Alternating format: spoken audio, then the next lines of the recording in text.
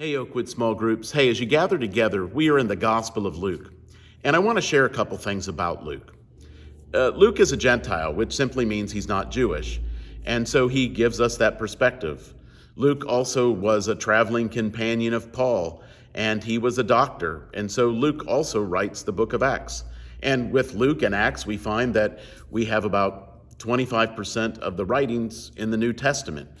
We also find that Luke is writing this story, this picture of Jesus, to a person by the name of Theophilus. We don't know a lot about Theophilus, but we do know that his name means friend of God. Luke also is different than the other writers of the gospel in that we have Matthew and John and Mark, who had the influence of Peter helping him. Luke does it differently. He is taking eyewitness accounts. He's going and doing interviews. It's not just the eyewitness account of John or of Matthew. He is taking eyewitness accounts and writing things down and hearing the story from other people. And so I really want us to grasp this part of it. He is looking at the stories of other people as they encountered Jesus. And so I really want you to think, as you're going through the Gospel of Luke, how have I encountered Jesus in my life? Where have we met in those places of life? Now, certainly God is with us every day, but there are places that we can look back on and say, this is where I met Jesus. This is where I followed after him. This is where he worked in my life. What would be our story in this gospel as it unfolds in our life? What would that story look like or be like if we were to tell it? And so as we think about that, I just think that it's important. You know, Luke has this perspective of doctor and as a Gentile and as someone that has gone on journeys and mission trips, and he's done that. And so he brings about this perspective of Jesus that's a little bit different.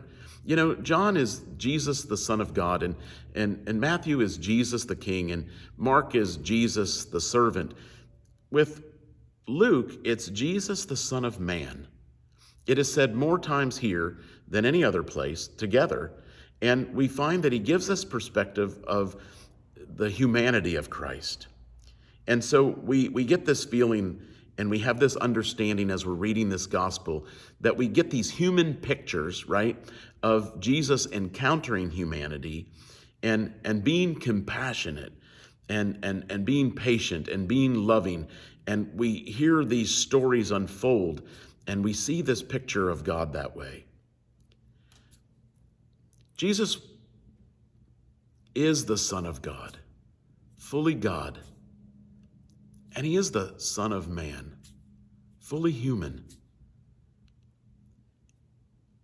And Luke brings this together in a wonderful way that creates this beautiful picture. And I don't want us to miss that. We see this tenderness of Christ in the stories that we hear. I mean, think about what life would be like if we did not have the story of the Good Samaritan. Luke gives it to us. Only Luke.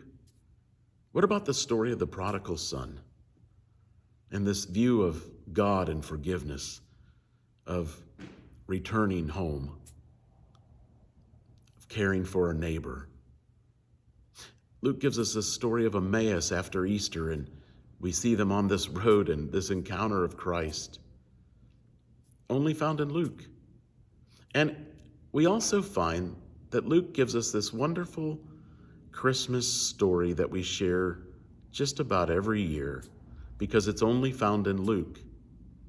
And that's what I want us to look at tonight. In chapter 2, in verse 7, there's a little place that simply says, "And she gave birth to her firstborn, and she wrapped him in swaddling cloth, and she placed him in a manger because there was no room for him in the inn," for them. How human is that? How in touch is that? How impactful is that? That's where God wants to come to us in, this place this form of starting as a child, not as an adult, but as a child, as a baby, coming to us in these humble conditions. I want you to look at that verse. And I want you just to think about, what does it mean that he came in the flesh? And he came to us in this way. And how does that help us say, this is where I've encountered Christ in the flesh, in my flesh. And this is where I've encountered his life in my life. His compassion, his love, his grace, his mercy, his forgiveness, and the understanding of who my neighbor is and how I'm to be one.